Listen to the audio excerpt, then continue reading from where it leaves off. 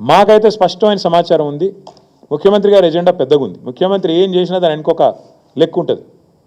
ఆ లెక్క ఏంది అంటే ఈ 280 ఎకరాల మీద ముఖ్యమంత్రి గారికి ఆయన అనుయాయులకు కన్నుపడ్డది.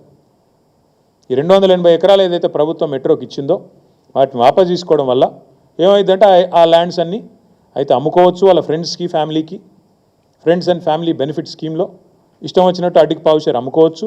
లేదా ఇంకెవరికైనా వాళ్ళకు దగ్గరగా ఉండే కొన్ని సంస్థలకు, ఇక మీకు తెలుసు వాళ్ళు ఎవరో, నేను చెప్పని పేర్లు చెప్తే మళ్ళీ మీరు కొంతమంది లైవ్లు ఇవ్వలేరు, మీ బాధ నాకు తెలుసు, కాబట్టి వాళ్ళకు అమ్ముకోవచ్చు. ఇది ఆయన ఎత్తుగడ. 280 ఎకరాలు ఇవాళ ఆ రకంగా అమ్ముకోవాలన్నది వారి ఆలోచన. అట్లాగే కొన్ని మాల్స్ ఉన్నాయి కట్టి, ఇక ఆ మాల్స్ని ఏం చేస్తారో, వాటిని ఎవరెవరికి రాసుకుంటారో, అడ్డగోలు దోపిడీకి ఎట్లా తెరదీస్తారో మీరు చూస్తారు. 20 నెలల్లో ఒక ఇటుక పెట్టలేదు, ఒక యూరియా బస్తా ఇవ్వలేదు, కానీ 15,000 కోట్ల అప్పు మాత్రం మోస్తాం అని చెప్పి. ఇంకా విచిత్రం ఏంటంటే నాకు చాలా ఆశ్చర్యం అనిపించింది.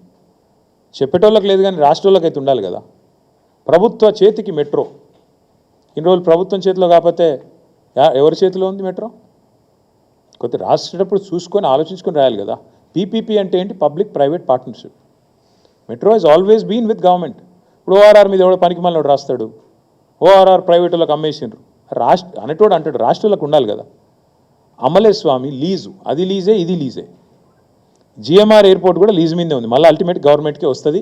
ప్రజల సంపద అది రేవంత్ రెడ్డిదో, కేటీఆర్దో, ఇంకొకరిదో వ్యక్తుల సంపద కాదు. ఓఆర్ఆర్ అయినా లీజ్కే ఇచ్చాము, మెట్రో కూడా మనం లీజ్కి ఇచ్చిందే కాంగ్రెస్ ప్రభుత్వం, జిఎంఆర్ ఎయిర్పోర్ట్ను కూడా ఆనాడు చంద్రబాబు గారి ప్రభుత్వం లీజ్కి ఇచ్చింది. కాబట్టి ఇవన్నీ కూడా లీజులు తప్ప ఇదెవరో అమ్మినరు, ఇంకొరెవరు తిన్నారు, అవన్నీ డబ్బులు వెనకాల వేసుకున్నారు, ఇట్లాంటి పనికిమాలిన మాటలు కరెక్ట్ కాదు. కానీ ఇవాళ రేవంత్ రెడ్డి గారి నిర్వాహకం ఎంత దరిద్రం అంటే, ఈ 15,000 కోట్ల అప్పు, అనవసరపు అప్పు రుద్దుతుంటే దాని మీద అందంగా రాస్తారు ఏమని, ఇదేదో మెట్రో తిరిగి స్వాధీనం చేసుకున్నది ప్రభుత్వం, ఇన్ని రోజులు ఏదో ప్రైవేట్ వ్యక్తుల చేతుల్లో ఉన్నట్టు. ఇంకా విచిత్రం ఏంటంటే ఈ ఎల్ఎన్టీ సంస్థను తెల్లారలేస్తే ముఖ్యమంత్రి గారు దునమాడుతుంటారు, మేడిగడ్డ ఇట్లా చేసినారు, అసలు నారాయణపేట, కొడంగల్కి వీళ్ళు పనికిరారు అని. మరి వాళ్ళే ఏఐసిసి ఆఫీస్ కూడా కట్టిరు ఢిల్లీలో, ఎల్ఎన్టీ.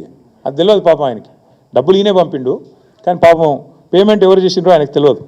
అట్లాగే ఇంకొక మాట కూడా నేను చెప్తా ఉన్నా, మేము 10 ఏళ్లలో ఎన్నో భూసేకరణ సమస్యలు అన్నీ అడ్డం వస్తే కూడా వాటిని ఒక్కొక్కటిగా వస్తాయి, రొటీన్గా ఇన్ఫ్రాస్ట్రక్చర్ వర్క్లు ఇవన్నీ వస్తాయి, అవన్నీ చేసి క్లియర్ చేసి చివరికి 70 కిలోమీటర్లు పూర్తి చేసి ఎల్ఎన్టీకి ఎప్పటికప్పుడు ధైర్యం చెప్తూ నడపండి మీరు అని చెప్పి ధైర్యం చెప్పి చివరికి 3,000 కోట్ల సాఫ్ట్ లోన్ కూడా క్యాబినెట్లో అనుమతి ఇచ్చి అందులో 900 కోట్లు కూడా ఇచ్చి దాని ప్రజా రవాణా వ్యవస్థ సాధారణంగా నష్టాల్లో పోయినా దాని లాభం నష్టం అని చూసుకోకుండా ప్రజలకు ఉపయోగపడుతుంది. కాబట్టి ఆ రకంగా మేము ముందుకు తీసుకొని పోతే ఇవాళ ఇష్టం వచ్చినట్టుగా ఆలోచన లేకుండా ఇష్టం వచ్చినట్టు రద్దు చేసినారు.